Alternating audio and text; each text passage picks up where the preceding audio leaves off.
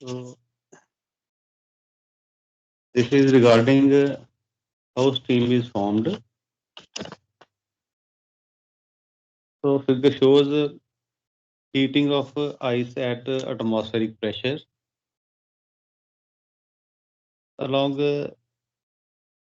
x-axis shows enthalpy or heat, and along y-axis there is temperature. So in order to consider the phase changes of water, consider 1 kg of ice at minus 10 degrees Celsius and at 1 atmospheric pressure be kept in piston cylinder arrangement which is frictionless and weightless. तो ये आपने assume करना है कि जो water से ice से जो है स्टीम कैसे बनती है, इसमें आपने 1 kg आइस को लेना है। तो इसका टेम्परेचर होगा -10 डिग्री सेल्सियस और प्रेशर 1 बार। इसको आपने एक पिस्टन सिलेंडर अरेंजमेंट में रखना है, ठीक है। ये जो आइस है इसको पिस्टन सिलेंडर अरेंजमेंट में रखना है और आइस का टेम्परेचर होगा -10 डिग्री सेल्सियस और प्रेशर 1 बार, ठीक है। और ये जो पिस्टन सिलेंडर अरेंजमेंट है, it is assumed that this arrangement is frictionless, that there is no friction, and also it is weightless. ये दो assumptions हैं। ये जो arrangement है ये frictionless है और weightless है। So let this ice in the cylinder be heated at uniform rate. ये assumption है कि ice को uniformly heat कर रहे हैं हम, और ये जो heating process है ये constant atmospheric pressure पे हो रहा है। तो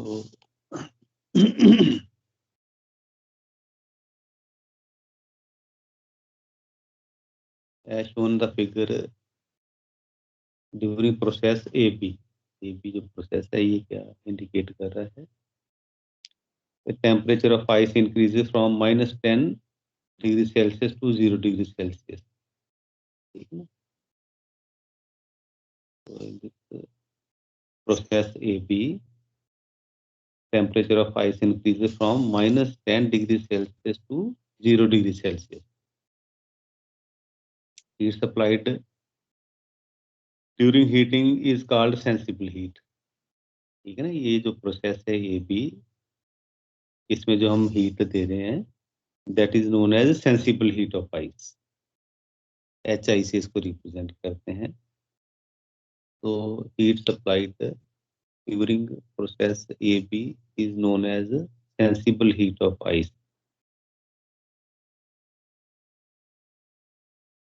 So the temperature 0 degree Celsius represents the melting point of ice. तो ये प्रोसेस AB है। इसके बाद है प्रोसेस BC, ठीक है। Shown the graph process BC क्या है। अब BC पे क्या हो रहा है, BC पे ice begins to melt at 0 degree Celsius. यहाँ मेल्टिंग शुरू हो गया इसकी, ठीक है। AB जो प्रोसेस पहला था ना उसमें हमने हीट किया आइस को, और अब BC प्रोसेस में क्या हुआ कि जो आइस है वो मेल्ट होना शुरू हो गई है। Ice begins to melt at 0 degree Celsius on heating, and two phase mixture of ice and water exists in equilibrium at 0 degree Celsius. अब आइस जो मेल्ट होना शुरू हो गई, अब हमें दो फेज मिलेंगे, वाटर भी होगा और आइस भी होगा। BC प्रोसेस में दो फेजेस हैं हमारे पास, ice plus water at 0 degree Celsius. There is small decrease in volume, ठीक है। इसका वॉल्यूम डिक्रीज हो रहा है। तो the heat supplied to convert 1 kg of ice at 0 degree Celsius into water at 0 degree Celsius is called latent heat of fusion, noted by Li or enthalpy of fusion. तो क्या है ये latent heat of fusion और enthalpy of fusion? तो ये जो process BC क्या है, process BC latent heat of fusion और एंथैल्पी ऑफ फ्यूजन प्रोसेस है ये। इसमें क्या हो रहा है, ये जो हीट है ये is applied to convert 1 kg of ice at 0 degree Celsius into water at 0 degree Celsius। ठीक है, आइस को वाटर में कन्वर्ट, आइस या वाटर में कन्वर्ट हो रही है, ये जो प्रोसेस है इसको कहते हैं लेटेंट हीट ऑफ फ्यूजन और एंथैल्पी ऑफ फ्यूजन। तो इसको Li से नोट करते हैं, इसकी वैल्यू जो है वो 335 किलो जूल पर केजी है at atmospheric pressure. Latent heat of fusion Li is equal to 335 kilo joule per KG at atmospheric pressure. तो ये प्रोसेस BC में हो रहा है। तो एक बार फिर मैं रिपीट कर रहा हूँ, जो प्रोसेस AB था, पहले जो प्रोसेस था दैट वाज सेंसिबल हीट, उसको कहते हैं सेंसिबल हीट। ठीक है, उसमें आइस जो है उसको हमने -10 degree Celsius to 0 degree Celsius तक हीट किया। ठीक है ना। अब जो है दूसरा प्रोसेस BC, प्रोसेस BC जो है, प्रोसेस BC में जो है ये जो आइस है ये वाटर में कन्वर्ट हो गई है। ठीक है, आइस वाटर में कन्वर्ट हो गई है और ये जो हमने हीट सप्लाई की है आइस को वाटर में कन्वर्ट करने के लिए, इसको कहते हैं latent heat of fusion. Latent heat of fusion और इसकी वैल्यू है 335 kilo joule per KG.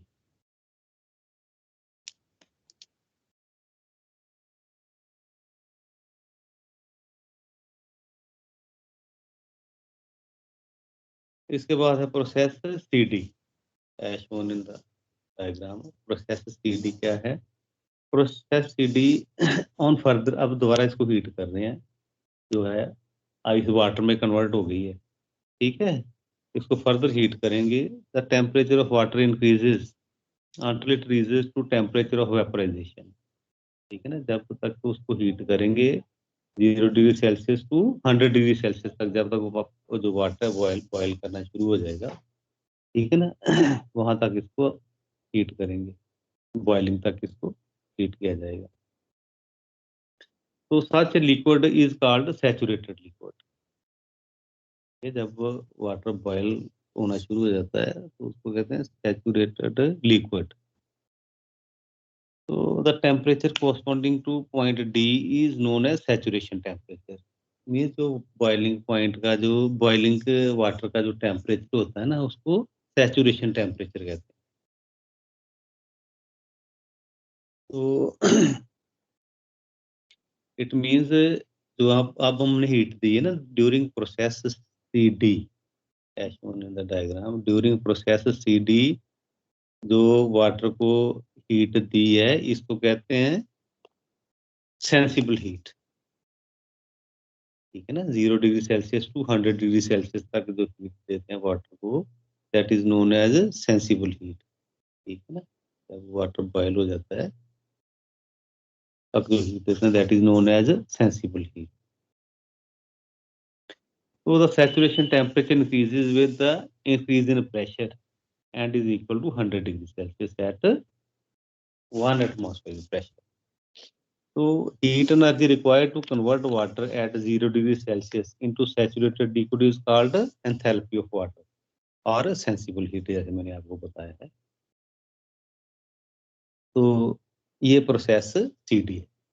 Process CD में क्या हो रहा है, 0 डिग्री सेल्सियस से 100 डिग्री सेल्सियस तक वाटर को हीट दे रहे हैं। जो हीट दे रहे हैं that is known as sensible heat. तो नेक्स्ट प्रोसेस है DE, process DE as shown in the figure, process DE।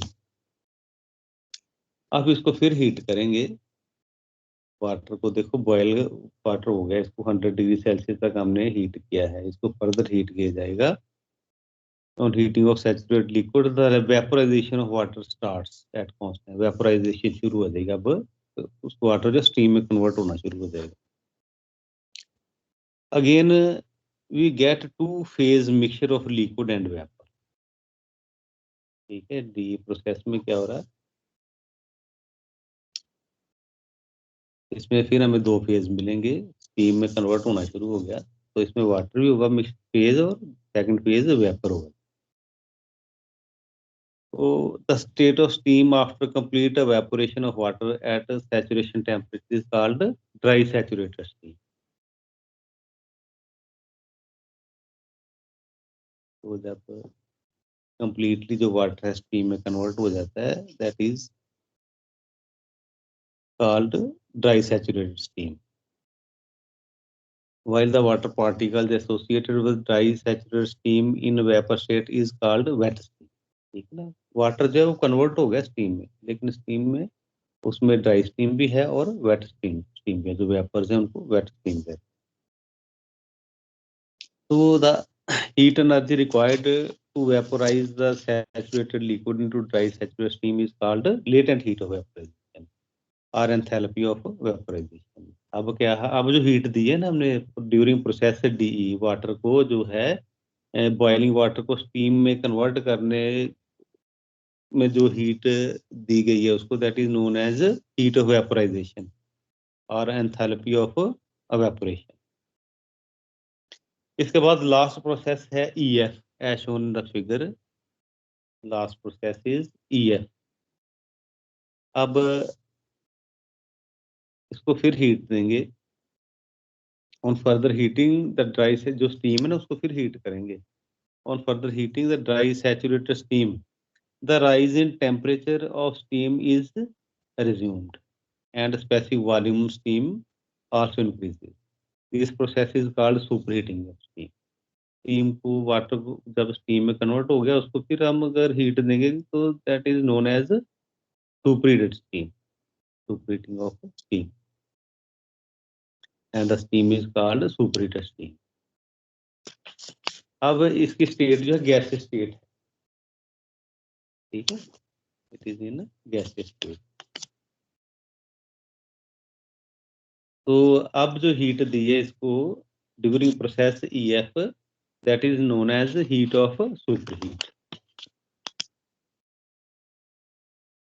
तो तरह से ये टीम फॉर्म होती है, इसके डिफरेंट फेजेस जो है डिस्कस किए हैं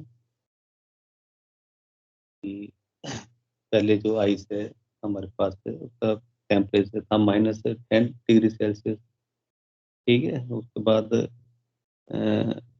उसको हीट किया गया 0 डिग्री सेल्सियस तक, फिर बॉइलिंग पॉइंट तक हीट किया गया, उसके बाद फिर स्टीम बनने तक हीट किया गया।